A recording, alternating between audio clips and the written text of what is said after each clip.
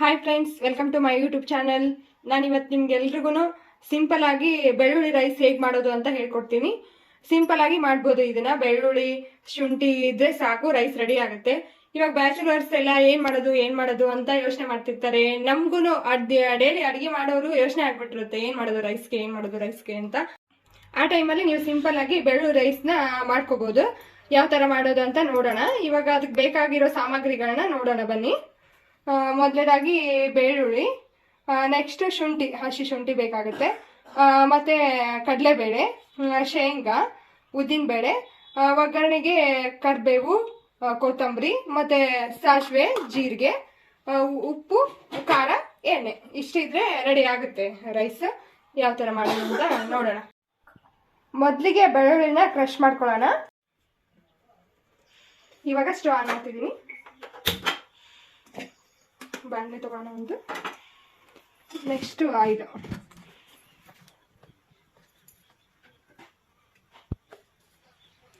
ನೋಡಿ ಹಾಕೊಳ್ಳಿ. ಕಡಿಮೆ ಯೂಸ್ ಮಾಡೋರು ಕಡಿಮೆ ಯೂಸ್ ಮಾಡ್ಬೋದು, ಕಡಿಮೆ ಯೂಸ್ ಮಾಡಿದರೆ ಒಳ್ಳೆಯದು. ಆಯಿಲ್ ಬಿಸಿ ಆಗಲಿ. ಆಯಿಲ್ ಬಿಸಿ ಆಗಿದೆ. ನೆಕ್ಸ್ಟ್ ಸಾಸಿವೆ ಹಾಕೋಣ. ನೆಕ್ಸ್ಟ್ ಜೀರಿಗೆ ಹಾಕ್ತಿದ್ದೀನಿ ಸ್ವಲ್ಪ. ನೆಕ್ಸ್ಟ್ ಇವಾಗ ಕ್ರಷ್ ಮಾಡಿ ಇಟ್ಕೊಂಡಿರೋಂಥ ಶುಂಠಿ, ನೆಕ್ಸ್ಟ್ ಬೆಳ್ಳುಳ್ಳಿ,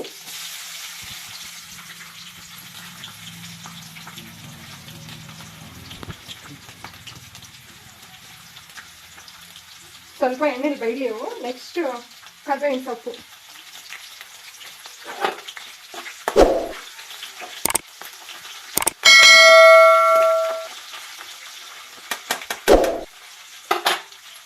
ಗ್ಯಾಸ್ ಲೋ ಇಟ್ಬಿಟ್ಟು ಕಡಲೆಬೇಳೆ ಹಾಕೋಣ.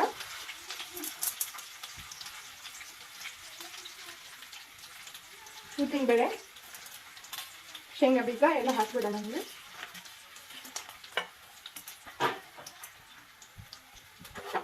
ಕಡಿಮೆ ಉರಿ ಇಟ್ಟು ಚೆನ್ನಾಗಿ ಫ್ರೈ ಆಗಲಿ ಇವು ಎಲ್ಲನೂ. ಫ್ರೈ ಆಗಿದೆ. ಈ ಗ್ಯಾಸ್ ಆಫ್ ಮಾಡಿಬಿಡೋಣ. ಆಫ್ ಮಾಡಿಬಿಟ್ಟು ಖಾರ ಹಾಕೋಣ. ಗ್ಯಾಸ್ ಆನ್ ಇಟ್ಕೊಂಡು ಹಾಕಿದ್ರೆ ಈ ಖಾರ ಹೊತ್ತೋಗ್ಬಿಡುತ್ತೆ. ಆಯಿತು. ಇವಾಗ ನೆಕ್ಸ್ಟ್ ಸಾಲ್ಟ್ ಹಾಕೋಣ. ರುಚಿಗೆ ತಕ್ಕಷ್ಟು ಹಾಕೊಳ್ಳಿ. ನೆಕ್ಸ್ಟ್ ಇದು ಚೆನ್ನಾಗಿ ಮಿಕ್ಸ್ ಮಾಡಿ.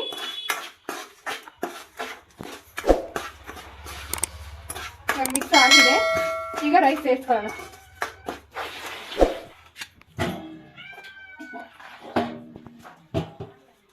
ನೋಡ್ಕೊಂಡು ಸೇರಿಸ್ಕೊಳ್ಳಿ. ರೈಸ್ ಚೆನ್ನಾಗಿ ಮಿಕ್ಸ್ ಮಾಡ್ಕೊಳ್ಳಿ. ನೀವು ಬೇಕಂದ್ರೆ ನೈಟ್ ಮಿಕ್ಕಿರೋ ಅನ್ನದಲ್ಲೂ ಬೆಳಿಗ್ಗೆ ತಿಂಡಿಗೆ ಇದನ್ನ ಮಾಡ್ಕೋಬೋದು, ಚೆನ್ನಾಗಾಗುತ್ತೆ. ನೈಟ್ ಉದಿರೋ ಅನ್ನದಲ್ಲೂ ಮಾಡಿದ್ರು, ಬಿಸಿ ಅನ್ನದಲ್ಲೂ ಒಂದು ಮಾಡ್ಕೊಳ್ಳಿ, ಚೆನ್ನಾಗಿರುತ್ತೆ. ಸಿಂಪಲ್ ಆಗಿ ಏನು ಮಾಡಬೇಕು ಅಂತಿರುವಾಗ ಇದೊಂದು ಸಿಂಪಲ್ ಆಗಿ ಮಾಡಲಿಕ್ಕೆ ಚೆನ್ನಾಗಿರುತ್ತೆ. ರೈಸ್ ಸ್ವಲ್ಪ ಉದುರಾಗಿದ್ರೇ ಚೆನ್ನಾಗಿ, ವಿಜ್ಜೆ ಆದರೆ ಅಷ್ಟು ಚೆನ್ನಾಗಿ ಬರಲ್ಲ. ರೈಸ್ ಉದುರನೇ ಮಾಡ್ಕೊಳ್ಳಿ.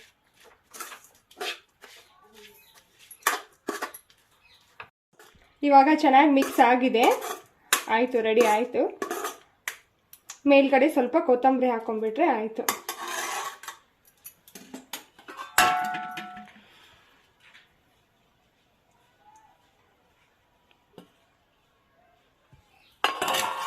ಇಷ್ಟಾದರೆ ಆಯಿತು.